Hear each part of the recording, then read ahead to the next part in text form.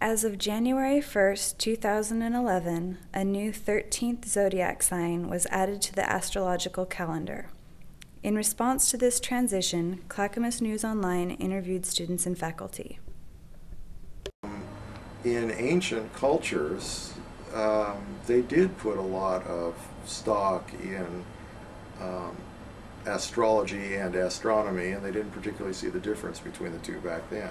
I think the more we understand about ancient cultures and what they knew about the astronomy, I think the more we have to respect them for what they knew and what we've forgotten.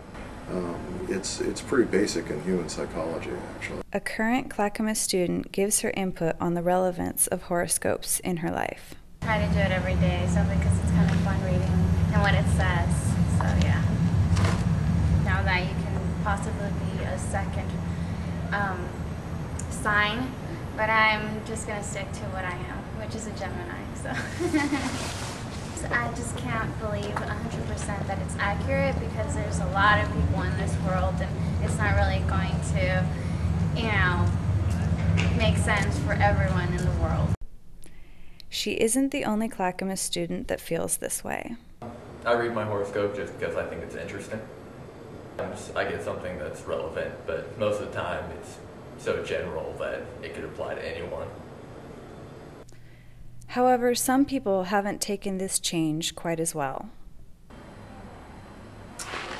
Well, identity, there are a number of things that go into making each person's identity. I mean, we have a physical identity, we have kind of an emotional or psychological identity, we have identity according to gender or the kind of work we do. I would say to a lesser extent that would be true for astrological signs, but there are people out there that put a lot of faith in astrological signs. And so a change like the recent headline about, oh, your astrological sign may be off, there were a lot of people that were could be pretty upset by that. It hasn't really changed who you are.